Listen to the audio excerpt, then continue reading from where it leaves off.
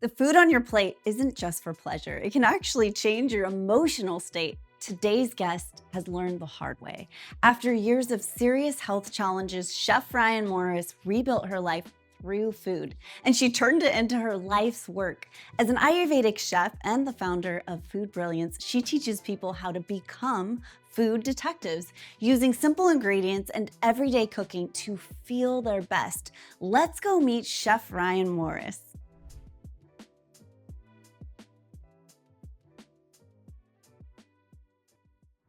All right, Chef Ryann, I'm excited to try this tea. Cheers. Cheers. All right, so what was in it again? Well, first of all, you Mm, made it to balance hydration in the body. absolutely. So we have coriander seed, fennel seed, rose petals, and then I snuck in some rose water when you weren't looking. So we're going to be high vibe now. Mm-hmm. Mm. Mm. Rose water is like medicine to your body. Oh, it's so good. But it also boosts your mood. It de-stresses you. It's aromatherapy. It's everything on different levels, you know? But it really works well in this tea. It's working well. It's working. I'm excited that you're here. We get to hang out and just talk food, like really, spill the tea. There you go. Thank you for having me. I Thank love you for your coming. home. It's beautiful. I really wanted to sit down and have a conversation with you because when we were on the phone, I just felt you. It was so palpable, your passion for food. And I know that this is an unspoken thing, but many people have a very tender relationship with food.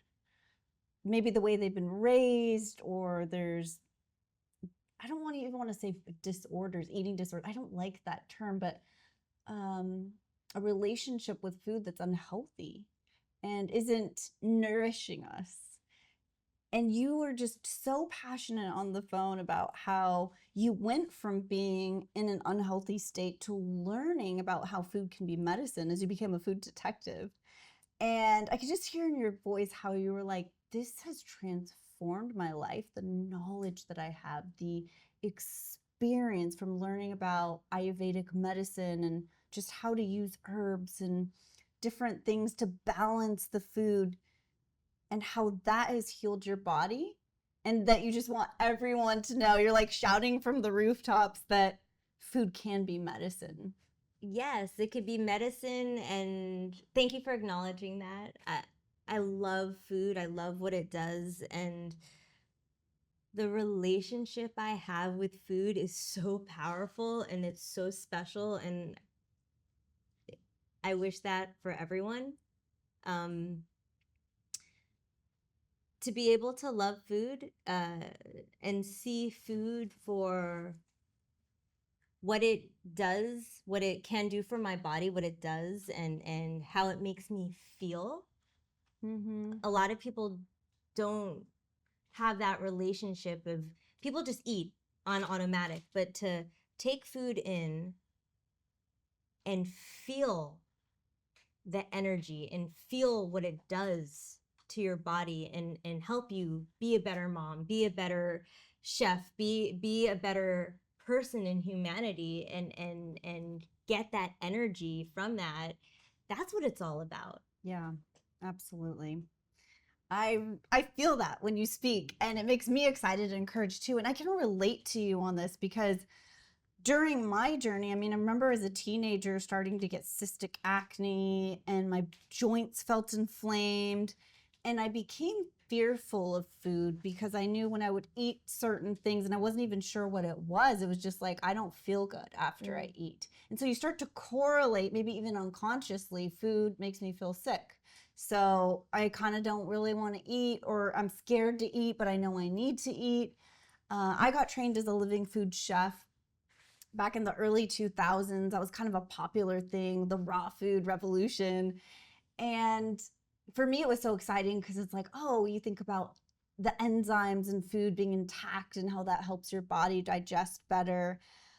But what happened with me as I was going through that journey is I became very extreme with my eating, and I wasn't experiencing food. It wasn't pleasurable. It was still out of fear.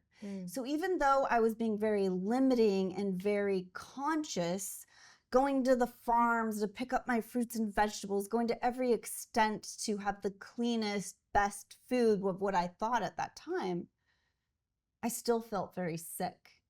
And it wasn't until I realized that it was the way that I was experiencing it, my perception.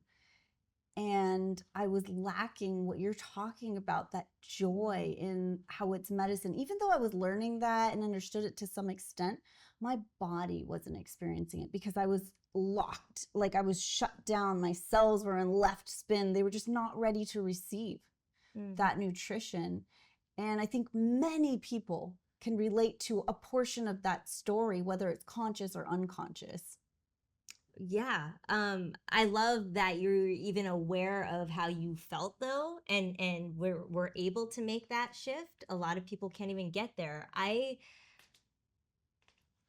A lot of people go through rigid rules. I went through rigid rules when I had health issues. I had many doctors saying, don't eat this, take this supplement. And I followed along until I didn't. Yeah. And that was the shift, to be able to see food and experience it for myself, not let anyone tell me what I should eat, what I shouldn't eat. That's powerful. And to be able to find a balance. And sometimes I want chocolate, and that's okay. And sometimes I love popcorn, you know, and that's okay too. But to be able to eat food to help me feel good. Yeah. And also know that so you get the proper balance, but to be in tune to your body and love it enough to be able to give it nutrients that you can, and that's what it's about. And the relationship with food and not having those strict rules, and being present and welcoming it in to let it do what it's supposed to do. That's what it's about.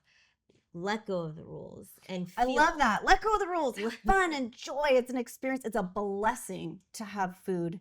And what you were talking about, how when we get so rigid, it also ostracized me from the people that I loved around me. It's like, oh, I don't want to eat with Tracy. She's not going to want this. She's not going to like it. She's going to want to have to go to this special restaurant. And I just noticed how people felt when they were around me as well. And it created an isolation for myself. So in my fear, I started to isolate myself unknowingly. That's not what we want, but it's like that was what it was creating. And my body wasn't receiving the nutrients because I'm scared every time I'm eating. And then the people around me aren't as excited because it's like breaking bread's so fun. That's how you connect. And when you're enjoying and experiencing, like just like we were in the kitchen where we're smelling, it's sensory, it's all of these things, we come alive. And I can see that in you. And it's like, oh my gosh, I want to have Chef Ryann on the show so that we can bring people back to that playfulness in the kitchen. We can bring people back to that experience where we come alive again with the gifts we've been given. And the example of how we were cutting open a papaya, and it's just like, look at these colors, smell it, experience it. Let's see what these seeds taste like, you know, by themselves. Oh my gosh, they're so spicy. But we're having this powerful experience together. And the seeds are known to help with cleansing your body of parasites. And it's like, wow, everything we need, the medicine we need has already been given. But half the time we're throwing away the powerful pieces of the food, right? I mean, it's like, it makes me really sad. I juice a lot.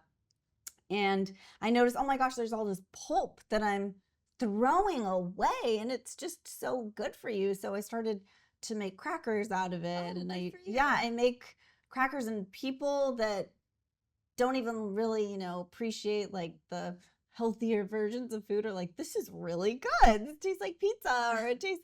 And so to be able to take something where it would normally be thrown away, to be able to go, you know what, this is sacred. Like how I have a garden, and I can see how much time and energy and water and nutrients go into growing each one of these things, and you start to really cherish it the closer you get to the food. Absolutely. Well, I love that you can make something out of your food waste that you would have normally thrown away. But you're just talking about gardening. I don't know if you know this about me, but I have a worm farm, an earthworm farm. Really? So I the food that I peel, or I don't ever waste my food. I take it and I take my kitchen scraps and I give it to my earthworms. But there's something so beautiful like in the kitchen just to peel, knowing, hey, I'm going to be feeding my worms, and or collecting toilet paper rolls. My neighbors bring me their toilet paper rolls and their paper shreds, and like the whole community comes together for these worms. I have like 3 or 4 bins, and Really? vermiculture is so interesting. So I feed them maybe about once a week, a big bins, and just give them my food scraps and a lot of browns. And in return, they give me casting. They poop out nutrient-rich soil, and then I bring it back to the garden and take this delicious, beautiful soil and put it back into the earth. So I love that you don't waste food, and nor do I. So it's great. Yeah. Yeah. I try my best not to. I know that there's so much that I can explore and upgrade on in that. And it's just being conscious, right? I mean, all of the little things. But I love that. Tell us a little bit more about worms, because so I know that I buy worm castings for my garden, but you're opening up my mind in this way of like, yeah, why don't I have my own worm garden where I can take the waste, and we need everything to be regenerative, and we can start in our own home. Absolutely. It actually it gives me more purpose in life. I have 2 kids, right? And I have a fur baby, Ernie, my dog. But I have all these worms, and I'm a worm mom, and it really makes me happy to. I love feeding people. I love and feeding animals, and being able to feed other people and other things, living things. It brings joy in my life. It really does. Yeah. You're a worm mom. I'm a worm mom. So cool. I love it. But so I actually go to elementary schools and give talks on how to compost vermiculture with worms, and people that really do want to start their own worm farm, I give them worms, and I check in on them for make sure that they're a responsible parent, that they're not just gonna leave the worms there, because they need moisture as well, and food, and a lot of air flow. But yeah, all right, before you leave, I'm taking you into my garden. You can show me where we can start the worm farm. No problem. I'd be happy to. Let's do it. We're going to do that. So something is being created and birthed by this conversation. I love that. I love it. Okay. Well, I know that you just filmed a documentary. Tell us a little bit about this documentary, because my whole team was just bursting at the seams at how exciting this documentary was and how beautifully filmed it was, the cinematography, the story. What inspired you to do this film, and like, what do you hope to get out of it? So I created the film. Actually, let me take a few steps back. I have been working on a cookbook, and I spent over a year writing a cookbook proposal. Had a copy editor, had a photographer. It was beautifully done. And I sent it out, and I got denied a lot from literary agents. And so I took the book proposal, edited it a little bit, and I handed it to Archivist. It's a company that takes small people like me and shares their story. And I said, hey, can I make this into a film? Please read it. And it's a long cookbook proposal. It's over 100 pages, and they said yes. So so Food is Everything is my cookbook minus the recipes, and it's a beautiful story. It talks about the relationship with food, cooking with intention, being present. It talks a little bit about, that's chapter 1. Chapter 2 is a little bit more about my spice line, my masalas, spice blends, and it shows some spice blends and how I work with it in the kitchen. Cooking with family, cooking for community, and it's the whole story of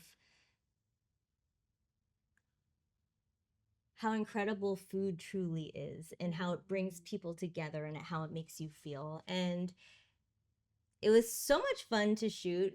We had an incredible director, Julio Palacio. He was able to kind of get to the heart of my passion, and it was so much fun to have a camera crew in the kitchen and hair and makeup. Why not, right?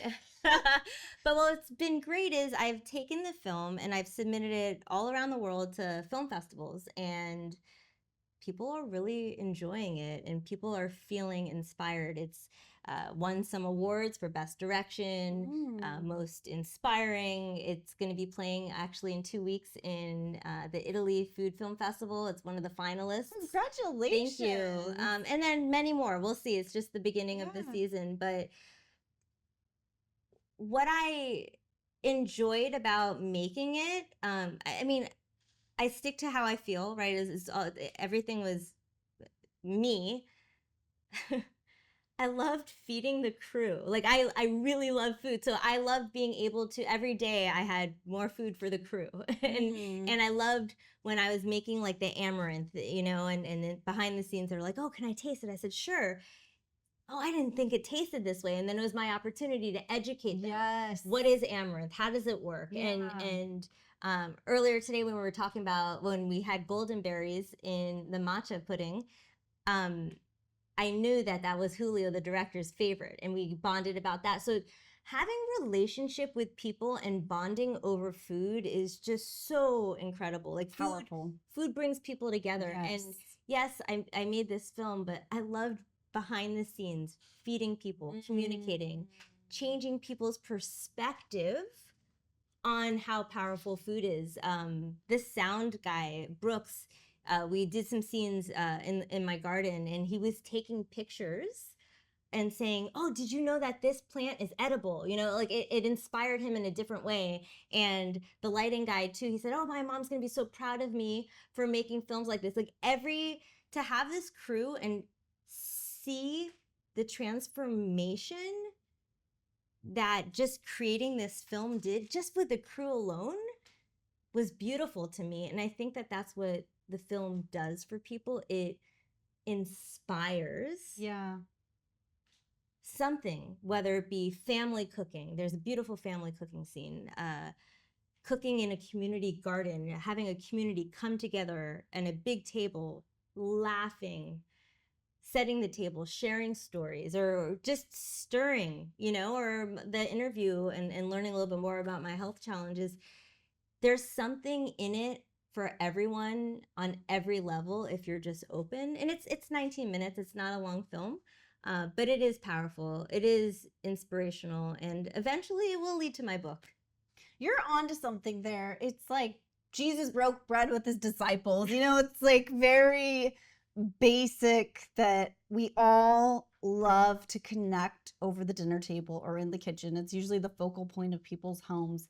And it's just, why is that? It's a place that we can explore and experience. I know when my kids were going to school, it was like they're gone all day, then they have sports and they come home, and the one place that we connected was in the kitchen, and we could choose. I noticed these patterns where it's like after school they could get on their computers, start doing homework or watching TV, and I'm in the kitchen alone, and I was like, this is not happening anymore. We're gonna chop together, we're gonna cook together, we're gonna turn on music, we're gonna enjoy, we're gonna talk about our day. And that became the place where we would play together.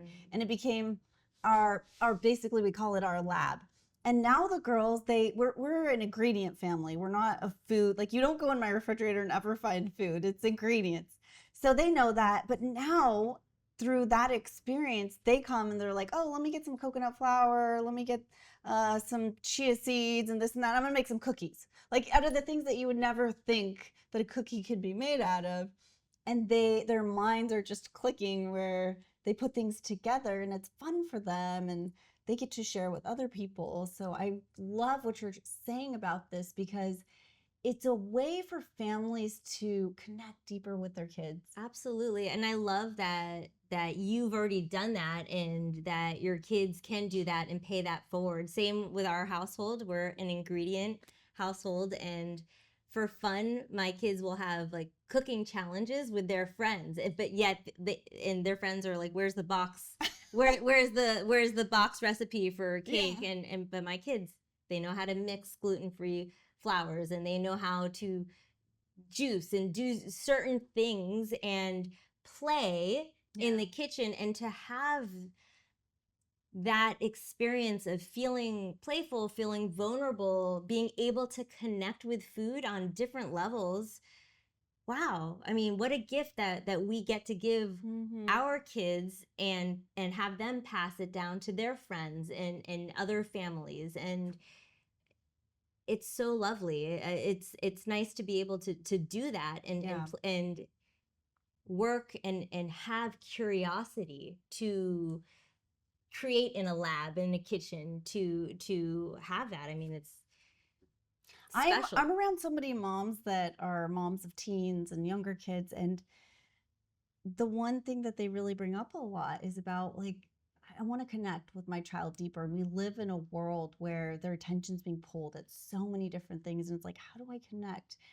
And this is the opportunity, which you're talking about, is exploring, playing together, laughing together. And these are where the conversations happen naturally about, like, hey, I had a hard day at school, or I'm struggling with this. And that's where it happens, when they're feeling safe, they're feeling nourished, they're in play. When we're in our creative play, we are able to open up more and become more vulnerable, or share that vulnerability. And we all have to eat, right? So it's like a perfect opportunity to be able to do that and connect. And sometimes you have to bend to the kids' view of what they really want, but just to be able to be in the kitchen together and create something, and be able to talk freely and feel safe, a safe space. It is really important. Yeah. It's so important. Okay, so talking about being safe, you told us a little bit about how you've had some health challenges in the past. And how did you use food to help your body feel safe, to help your nervous system feel safe enough to receive the nutrition from the food and be at the place you're at, where you love to explore food and it's a passion? So it didn't start with food, to be honest with you. It was a foot surgery that went wrong, and I had I ended up with MRSA. We'll just put it that way, and got into my bones. And as a result, I was on IV drugs for about 5 months, 14 hours a day on a PICC line, and that destroyed my gut. And eventually my vagus nerve, but I didn't know it at the time. And for years I was eating, and then I would just pass out, and I wouldn't my body was completely disconnected, didn't know how to receive food or what to do with it. The vagus nerve controls everything. It controls your breath, your digestion. And when that went numb, my whole world stopped. I couldn't drive. I was dizzy. I was already a chef. I couldn't hold a knife, right? So what healed me, I went to a neurological center, and I did a lot of brain movements, brain exercises with my eyes. I had to do shock therapy and shock my tongue to wake up my vagus nerve. I had to go into that machine that astronauts use that kind of flips you upside down to wake me up. And once my vagus nerve woke up, then I was able to use food to help me digest. Interesting. But I was like, kind of like when you feed a baby, I took my sweet time. I was not able at one point to digest yogurt. So I would take a quarter cup of yogurt and 3/4 cup of water and mix it and train my body to be able to receive it. Now, what I didn't say is I also had dysbiosis, and so much bad bacteria. So that's why I couldn't have any sugar or anything like that. So my body was chaotic. There was like a war zone going in my body. If there was any sugar, it would just blow up. So to have chaos in my body and to not be able to connect with myself, I had to train myself lovingly, little by little, with foods that would heal me. I focused on prebiotic foods that would help good bacteria stay in my body. I still do. Artichoke, asparagus, chia seeds, not chia seeds, basil seeds are prebiotics. So being able to feed myself good bacteria and not as much sugar, it takes years to combat SIBO, and it's a life lesson for me. But to take food and use it as power to heal for years, like that's what the theme has been, and what has helped me and what I've learned. That's how I started Food Brilliance. I create recipes for people for their health goals. I go to their home kitchen. I teach them how to cook the recipes that I created for them, and then they have confidence to take care of themselves and their health goals. Yeah. So I kind of used my health situation and created a company out of it. And a lot of people contact me with digestive issues, SIBO, but a lot of people contact me for everything. Sometimes you just want to learn other recipes, cook a little bit differently. A lot of heart health recipes, a lot of inflammation stuff. But to be able to use food and create recipes that heal, that's my passion. I can just feel it when you're talking. Oh. Thank you for sharing that story. That is, it sounds like such a crucible time where it's like I always think about like fire, like you're sitting on fire and it's hot and it's like, I don't want to be here. What do I need to do to change this? Because it's so uncomfortable. Yeah, it took about 7 years. My children got to see me at my worst, but at the same time, they gave me strength to keep going. Tell me a little bit about that. How did they give you strength to keep going? They were preschool students at the time. Arya, my daughter, was I think 3 years old, and my son was 4 years old, and I couldn't. People would bring me food, for my family when I just got out of a couple. I've had like four foot surgeries, but then I couldn't take the food and set the table. So like my someone had to do. I couldn't stand at a certain point, but I always had to let the kids know that mommy was okay. Yeah. And even when I was at the lowest of lows, when I didn't want to continue with my life, I chose to for my children. And my kids helped me through it. They didn't know it, but to be able to give them a mom that does care, that will do anything for them, that was my push for life. When you're speaking about this, what I'm thinking about, being a mom as well of 2 children, and I can relate to this because during some of my most difficult and trying physical ailments that I went through, trying to help my own health improve, you have these little kids at home that need you. And sometimes you think, I can't even take care of myself. How can I take care of these little beautiful angels, these beings that need so much from me? And it's like when they're that age, when they're toddlers, it was the same thing. They're like hungry. Mommy, I'm hungry. Mommy, I want to eat. That's a big thing for kids because they're growing. They need to be fed. And I could barely make food for myself because I was feeling so sick and tired. And I can really relate to that. And I think that this is a testimony to any moms listening or even dads that you feel like, I'm going through so much. This is so heavy. It's so hard. How do I even take care of a child? We do it together. we do it together, and there's so much that they can teach us and we teach them. And if we explore it from a place of curiosity and being real too, that's how they learn. They're not going to learn from a perfect parent because we don't live in a perfect world.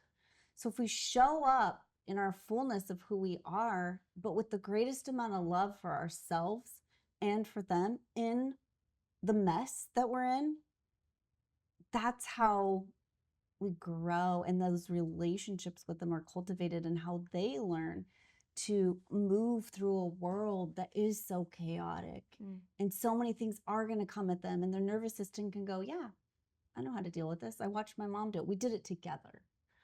We worked through difficult situations, and we made it beautiful, and we made it fun at times and playful, and we got curious, and we learned how that we can make it work for us.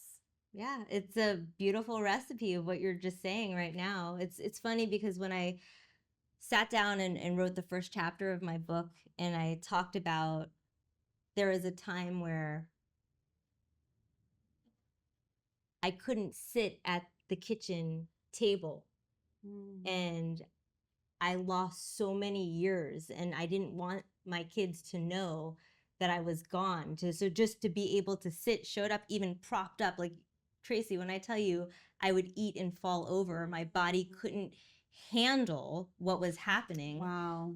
To be able to be present for my kids and love them and be that kind of presence. And when I sat and I was reading my first chapter at the dinner table last year to my kids said, Mom, I remember that.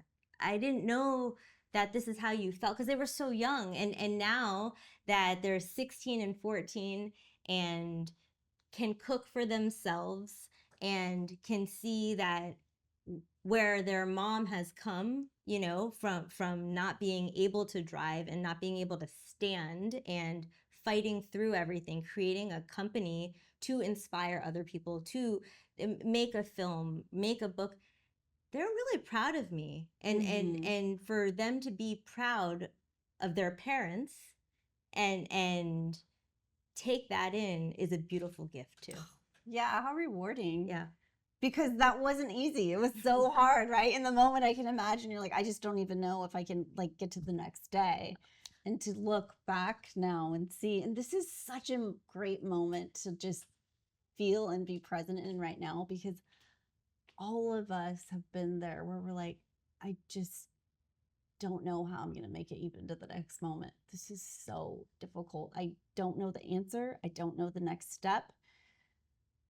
But I'm going to be here. I'm going to be present in it. I'm going to feel it all. And that's all I can do is be. Choose to be able to choose that and to be okay with that is so beautiful. Yeah. And to then take it a step further and keep growing and be a presence and just to be with food and create. It's all a gift, and it's so incredible, and every day is. It sounds like you found your gift, and now you're just so excited to give that gift away and share it with other people. And I really want to bring this moment into the conversation, because a lot of people are looking for their gift. They're like, what am I good at? What is the thing that I can get so passionate about, like Chef Ryann, and wake up and be like, oh my gosh, this is so amazing. It's better than sex, whatever. Like, this is so good. I love to do it, and I want everyone to be excited about it. Not everyone's in that place in their life right now. They're on the treadmill of life. They're going, and it's like, what is my gift? What would you say to that person? How do you find that gift? Meditate. To be able to stop and connect with yourself and sit and be is so powerful. And when you sit and when you are silent for 10 minutes every day, some energy changes, something changes, your brain changes, you're opened and you're more positive.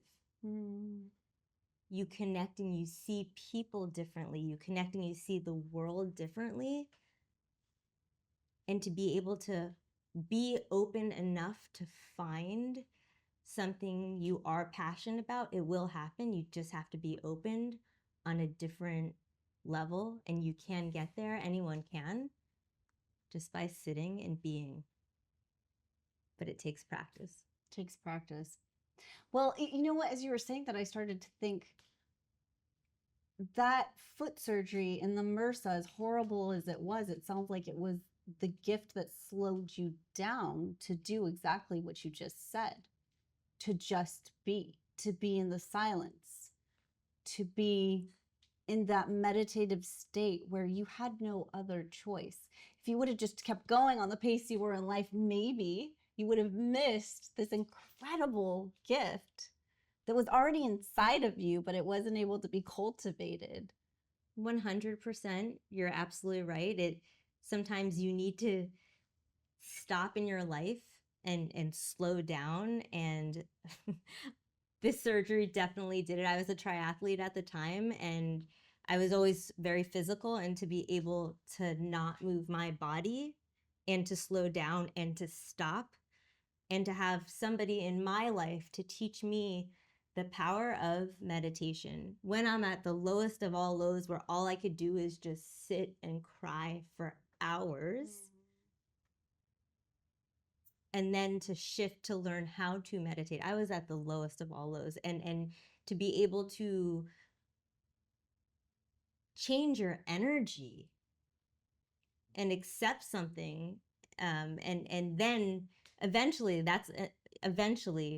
learn about food and go to culinary school and realize, yeah, I'm really great at making recipes. I just know what works. It's like, it is a gift. Yeah. But you're right, Tracy. It took my foot surgery to stop my life, to get to the lowest of all lows, to get me there. It's so powerful because many of us, the most difficult things we have been through, we wouldn't have chosen it. But Right. looking back, we wouldn't change it because it's brought us to where we are. And that's such a great thing to remember that you're bringing up. So thank you for reminding us of that, because I didn't even know that part, that you were a triathlete before. I mean, this is what you do, right? Maybe there was a part of you that like identified with that. This is me. I'm a athlete. I move. I'm strong. I can take on any pain. And then all of a sudden you can't move. And wow, I'm sure you really had to go back and go, who am I?